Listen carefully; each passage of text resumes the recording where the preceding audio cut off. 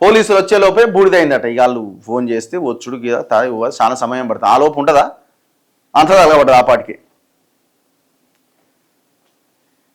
ప్రమాదం జరిగిన ప్రదేశానికి కర్నూలుకు దాదాపు 18 కిలోమీటర్స్ దూరం ఉందట. ఏం పోవాలన్నా ఆడికి చేరుకోవడానికే ఈజీగా టైం పడుతుంది. ఆ లోపు మొత్తం ఎక్కడికక్కడ తగలబడ్డది. డ్రైవర్ ఏమంటుండు, ప్రమాదం జరిగిన సమయంలో బస్సును నడిపిన డ్రైవర్ మిర్యాల లక్ష్మయ్య పరారైందట. ప్రత్యామ్నాయ డ్రైవర్ శివ మాత్రం పోలీసులకు మరో వాదన వినిపించారు. ద్విచక్ర వాహనదారుణ్ణి అంతకు ముందే గుర్తు తెలియని వాహనం ఢీకొట్టడంతో అతని మృతదేహం రోడ్డు పక్కన పడి ఉన్నది. ద్విచక్ర వాహనం మాత్రం రోడ్డు మధ్యలో ఉండిపోయింది. మా బస్సు వేగంగా వెళ్తూ ఉండడంతో దగ్గరికి వచ్చే వరకు ఆ బైక్ కనిపించలేదు. ఆకస్మికంగా బ్రేక్ వేస్తే ప్రమాదం జరిగే అవకాశం ఉండడంతో ఆ ద్విచక్ర వాహనం పైనుంచి పోనిచ్చే ప్రయత్నం చేశాం. ద్విచక్ర వాహనం బస్సు కింద ఇరుక్కుపోవడంతో ముందుకు వెళ్ళలేకపోయాం. మా బస్సే ఆ ద్విచక్ర వాహనాన్ని ఢీకొట్టినట్లయితే శివశంకర్ మృతదేహం కూడా బస్సు కింద పడి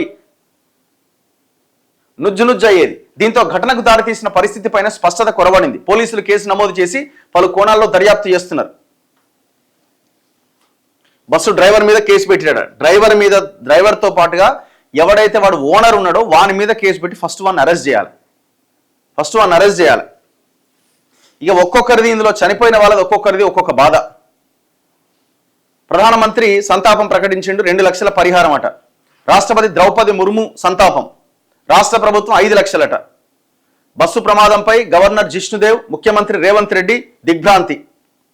మాజీ ముఖ్యమంత్రి కేసీఆర్ సంతాపం. ప్రమాదకరంగా ప్రయాణికుల భద్రత రాహుల్ గాంధీ. బాధిత కుటుంబాలకు అండగా నిలవాలి బీజేపీ.